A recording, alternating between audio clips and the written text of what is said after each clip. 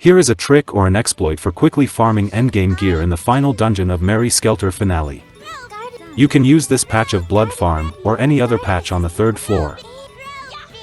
The items you want from here are Amazonas bands and destroyer parkas for physical characters, and Vatic earrings for casters, all of which can be grown from B+ crystals.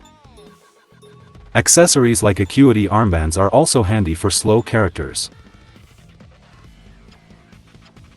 Don't worry about weapons, since you can just buy the best weapons from the merchant, which are the Hephaestus hammer for melee, the destroyer gun for ranged, and the Triseals cards for casters. Their prefixes and pluses don't matter because you will be shrinking them for better stats. Put the game on easy to speed things up a bit, but it doesn't really matter since it's already quite easy for a roguelike dungeon crawler. I'm sure of my victory. My turn. The reason you want to plant the crystals on the 3rd floor is because the dungeon boss is spawn blocked on this floor, which means you won't accidentally run into him and despawn him at an inconvenient time.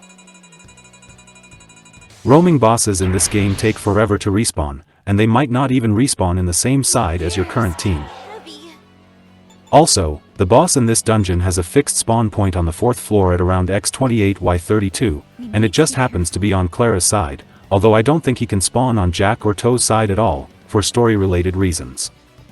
Note the boss won't appear the first time you visit this dungeon, since he won't have been created yet.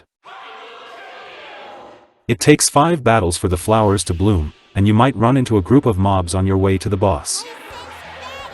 If you get the roulette, don't pick the nightmare delay option, as it despawns the boss until you return to base or reload.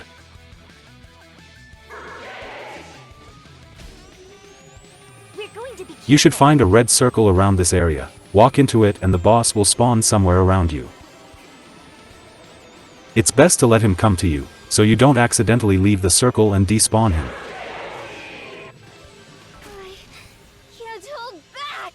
If you put the game on easy or normal, it should only take one AoE skill to break one of his parts or knock him down. His parts are tougher to break on hard, but they still shouldn't take more than 2 hits. Each time you knock down a boss or break one of his parts, it counts as a separate battle, so what you want to do is just wait for him to recover or regenerate one of his parts, then break it again. Rinse and repeat as many times as you need for the flowers to bloom.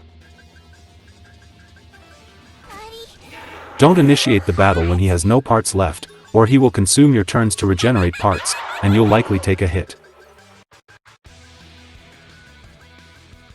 By the way, I don't know why, but this boss reminds me of GLaDOS and Wheatley from the Portal games.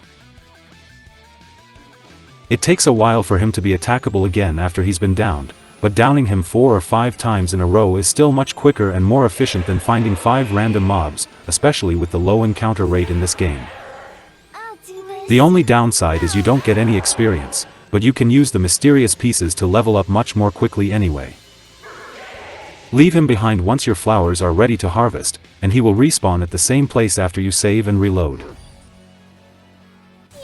The item type in each flower is determined when you plant, but you can mulligan the prefixes and pluses, so depending on your luck, you should be able to get everyone geared up within an hour.